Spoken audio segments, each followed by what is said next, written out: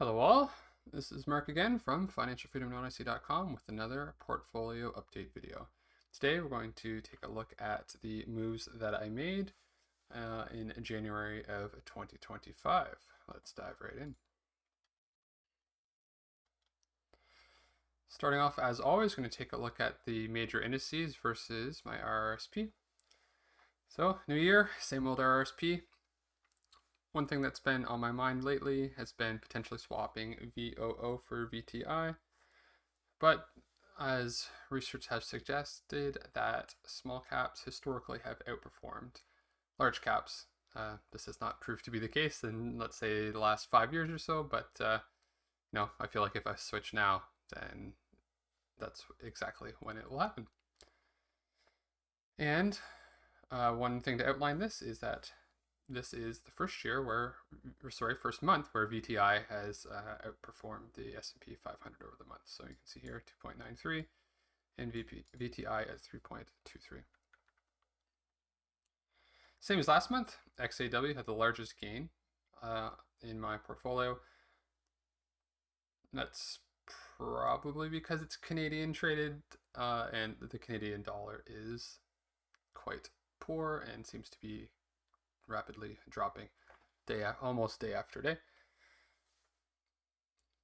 All right, let's take a look at the individual indices. So we have S&P 500 just shy of 3% for the month of January, NASDAQ 1.8%, Dow Jones big surge of 5%, did have a nasty drop in December, so just gaining some of that back. And TSX has started off pretty hot in the year, so up 3.3%. Looking at my portfolio, VDY 1.62, XAW, as talked about earlier, 4.3, SCHD 2%, so slightly less than the Dow Jones, actually significantly less than the Dow Jones, and VTI, which we've already spoken about. So I've been kind of teasing potentially wanting to make some moves, and in January I did make some moves. Not all of them that I've been talking about, but to start off, one thing that we did is we sold HDIF and GDV, my partner's TFSA account, and we bought bank, and I also made some moves in my own TFSA. My RRSP, same old, at the end of the month, so just a couple days ago I made one purchase. Specifically looking at the TFSA, I did my manual drip of SPLT to start off the month. I actually decided to sell all of my ETHY after trying to wait for it to go up to $5. I ended up selling it for a break even after a treacherous month of December, I think, where it was up 25 cents a share and down 30 cents a share. And yeah, I just decided to pull the trigger. And with the proceeds, I bought QQCL and HXQ.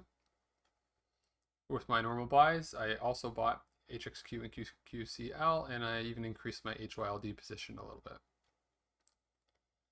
Current thought is to still have HXQ larger than QQCL, but perhaps make QQCL and HYLD similar weightings.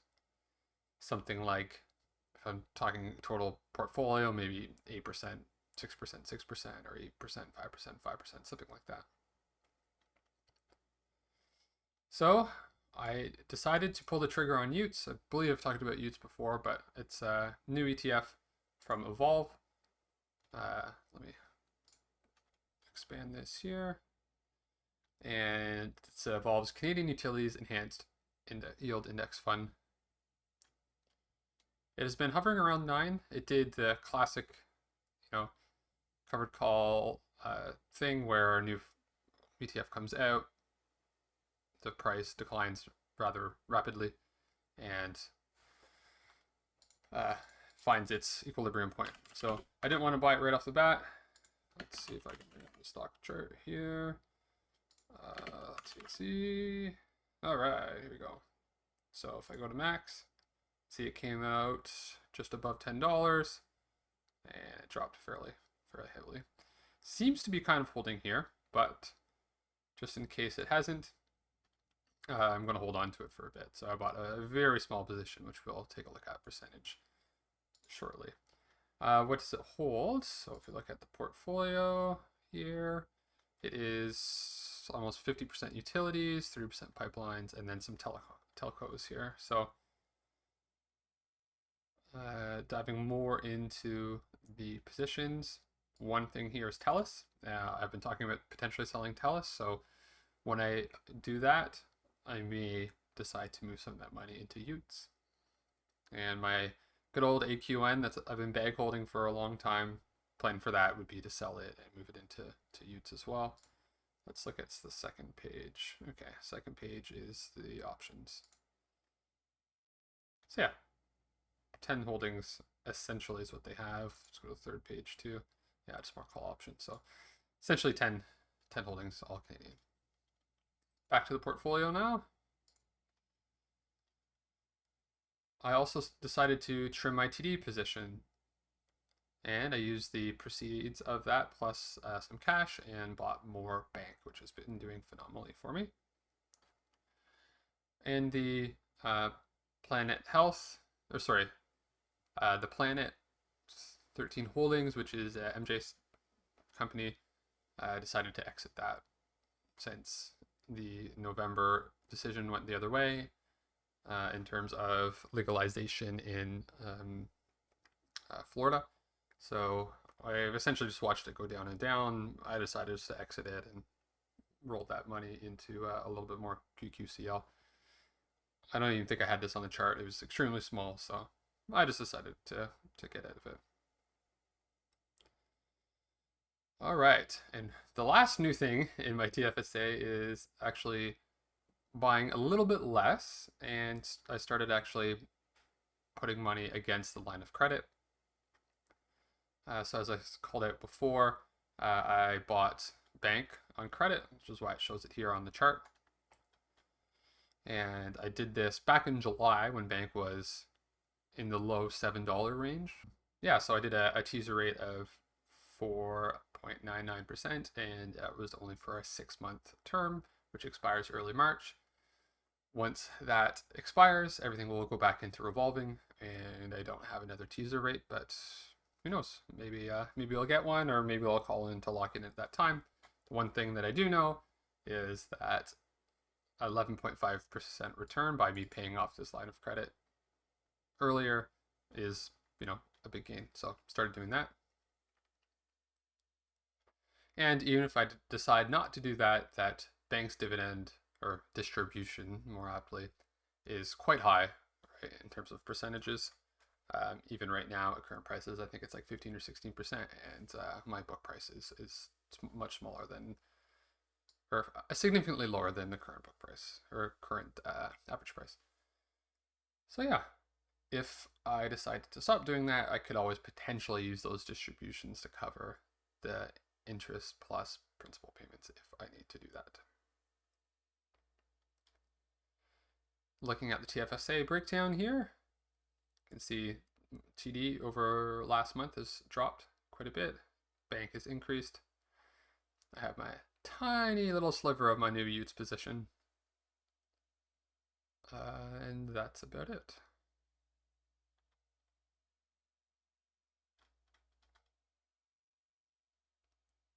Now, in terms of positions that thinking about consolidating still, AQN, as I talked about earlier, TELUS, which I also talked about earlier, and then ATD, or Elemente Couche-Tard, which I've briefly talked about it before, or sorry, thought about it before, mostly just because it's a single stock, and I'm trying to get positions that are more diversified, unless it's something that I truly believe in, like Shopify.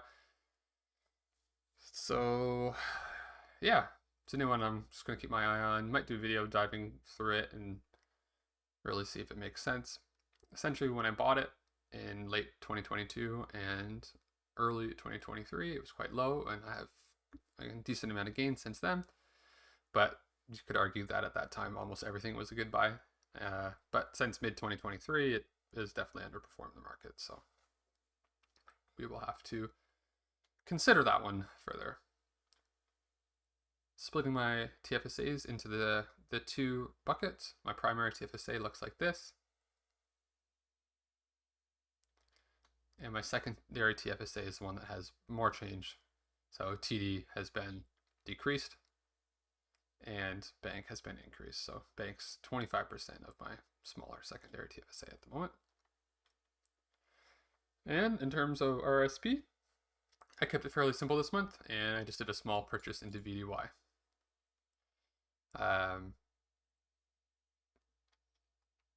Yeah, I could have done more, but I think I want to hold off and see just what plays out in terms of tariffs and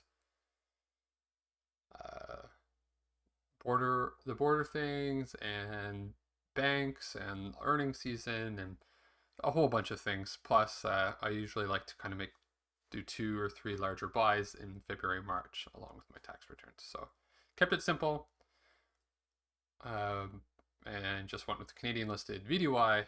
Another thing I wasn't keen on was converting CAD to USD when we are at 20-year lows, 25-year lows.